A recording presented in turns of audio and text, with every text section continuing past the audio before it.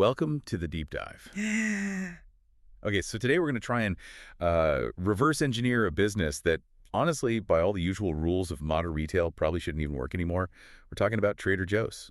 It really is the ultimate contradiction, isn't it? I mean, you look around, grocery shopping now is all about super fast delivery, AI predicting what you want, big data tracking everything, massive online stores. Right. Endless options, apps, loyalty cards. Exactly. And then you've got Trader Joe's. It's a huge company, right? Something like, what, $16 billion in revenue, over 560 stores.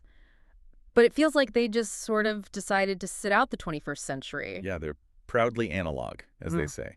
No self-checkout lanes, no club cards, forget about an app, and almost zero traditional advertising. They seem to ignore pretty much every rule that, Walmart or Kroger lives by. And yet, they've built this incredibly successful, genuinely loved brand. People talk about a cult following. So our mission today isn't just to list off the things they don't do. We really want to dig in and pull out the specific, counterintuitive choices they do make that power all this success. We need to understand why breaking all those rules has actually created such a strong brand personality and, let's be honest, made them so profitable. Exactly. Let's figure out their playbook. Okay, so let's start right where you first feel their philosophy, just walking into the store.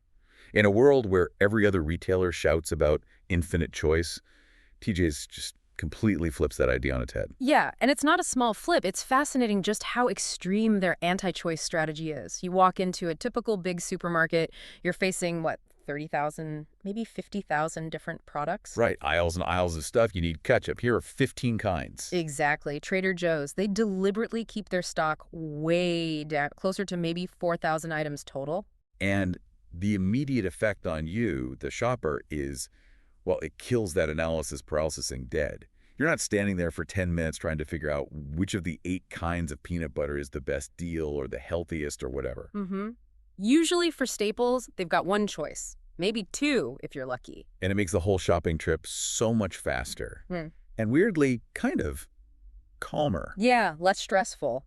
But that speed and calm, that's actually the result of some serious operational thinking behind the scenes. By limiting the variety so drastically, they streamline their whole supply chain. Okay, how so? Well, think about it. They're not juggling contracts with hundreds or thousands of different big-name brands and distributors. They can negotiate directly with the people who actually make the stuff. Cuts out layers of middlemen. Right, much simpler. And that tight control must be where their whole economic model really kicks in, right? Because they lean so heavily on their own private labels. Absolutely. That's the engine. Almost 80% of everything they sell is under their own brand. Stuff like unexpected cheddar or those oven-baked cheese bites. Things you only find there. Exactly. And because they own the product essentially from start to finish, they cut out the huge brand tax you normally pay. It gives them incredible control over cost, quality, and their margins. It's not just like a side strategy. It's fundamental to how they make money. Okay, so step 1, manage cost by limiting choice and going all in on private label. That must free them up to tackle another big customer pain point, all the annoying promotions and sales games. This is their second huge break from the norm. 0 gimmicks. You will never, ever see a buy one, get one free sale at Trader Joe's. No weekly specials on stuff about to expire. No coupons in your mailbox. No loyalty cards. No club membership scanning your every purchase. Nothing. No app trying to personalize prices for you based on your history. And I think that's actually huge for building trust. I know the price I see today is just the price. It's going to be the same low price next week. I'm not being played, wondering if I should wait for a sale or feeling like a sucker because I missed one. Definitely builds trust. And think about the operational savings again. They don't need giant IT departments to manage complex loyalty programs and all that data. They don't need marketing teams constantly churning out coupons and tracking redemption rates. All that overhead just gone. Pretty much. It keeps their operations incredibly lean. They're just not participating in that whole digital arms race that costs other retailers a fortune. Which brings us back to that commitment to being analog, to keeping things simple. They are famously, really stubbornly, brick and mortar only, no online store, no delivery partnership. That's right. You want their stuff, you got to go to the store. Okay, but hang on. In this day and age, everyone from Amazon down to your local pizza place is doing delivery. Isn't TJ's leaving like billions on the table by refusing? Aren't they potentially losing younger customers who just expect that convenience? It's definitely calculated risk, you could say, but it goes right back to their core idea. The store is the product. It's not just a place to pick up The goods. experience itself. Exactly. Operationally, it means they don't need huge, expensive warehouses built for online fulfillment or complex delivery logistics, keeps costs predictable. But even more important, strategically, it forces every single customer interaction to happen face-to-face inside their environment. Where they can control the experience. Right. And that experience relies heavily on human interaction, something an algorithm or a delivery driver dropping a bag on your porch just can't replicate. So tell us more about that, the crew members, as they call them. What makes that interaction different? Well, they're specifically trained and I think empowered to be more than just cashiers or stockers.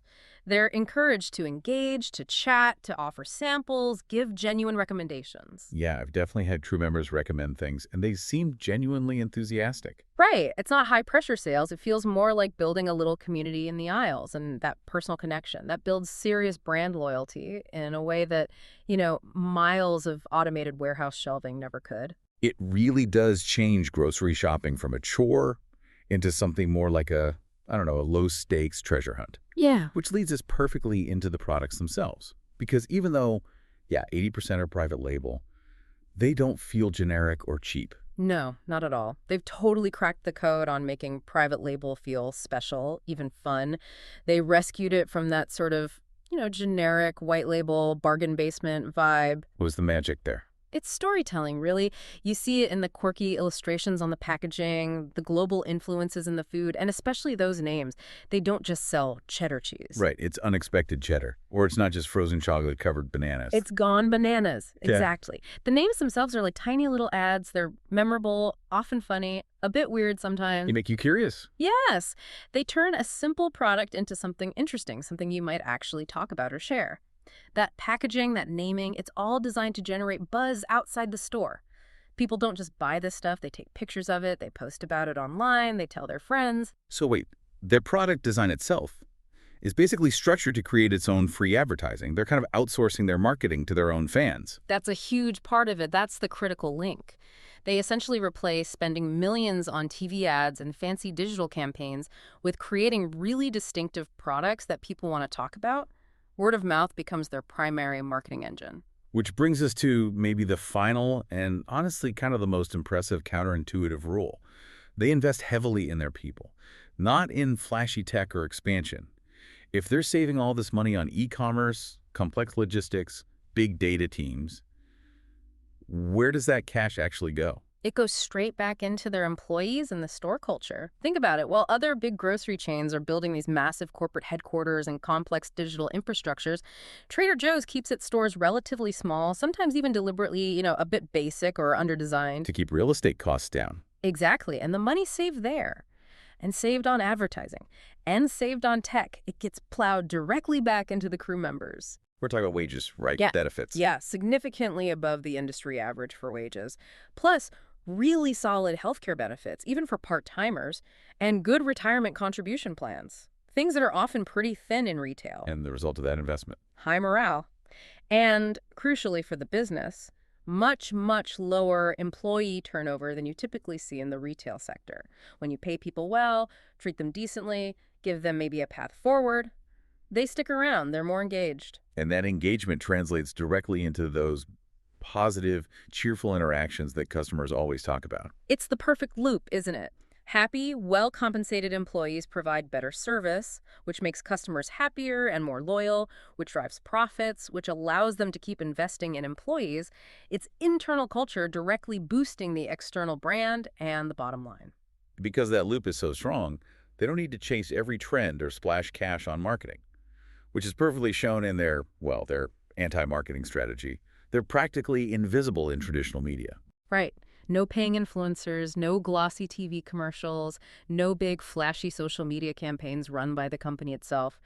Their main official communication tool is, what? The Fearless Flyer. Yeah. That retro-looking printed newsletter thing. Uh-huh. It's kind of quirky, full of witty descriptions of products. Feels like something from a total different era. It absolutely reinforces that unique, slightly eccentric analog brand identity. The massive buzz around Trader Joe's isn't manufactured by some corporate marketing department. It's almost entirely driven by genuine customer enthusiasm, people creating fan accounts on Instagram, and by the media constantly writing stories asking, how does this place do it? They built a brand that's actually interesting enough to talk about, which is way more powerful and cheaper than a brand that just pays to talk about itself. Exactly. So if you tie it all together, their success seems to come down to this core strategic decision.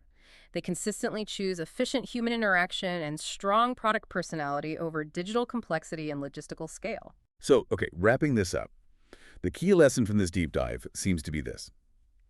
By simplifying everything, keeping inventory tight, saying no to digital trends, and focusing like a laser on the in-store human experience, Trader Joe's basically mastered the art of zigging, while everyone else zagged.